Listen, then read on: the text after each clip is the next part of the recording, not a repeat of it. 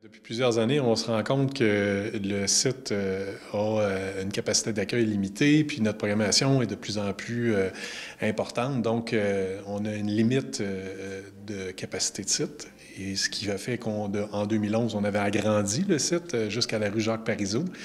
Et puis, même avec un agrandissement, on a en moyenne entre 5 à 6 fermetures de sites par année. On n'était jamais dans une position optimale pour voir le spectacle dans la configuration qu'on avait. Fait qu'en déplaçant la scène, on se trouve à rééquilibrer la foule pour avoir une meilleure perception du spectacle. On va être en mesure d'accueillir 5000 personnes de plus que ce qu'on avait l'an dernier. Donc, on passe, au lieu de passer d'une capacité maximum de 10 000 personnes, on va à une capacité maximum de 15 000 personnes à l'intérieur du site. On améliore aussi le confort en ajoutant des écrans, un écran supplémentaire, en fait 2 écrans de chaque côté de la scène.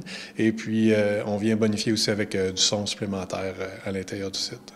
Avec le Parc de la francophonie, on avait un problème au niveau de l'accueil des artistes, pas de toilettes, pas de douche.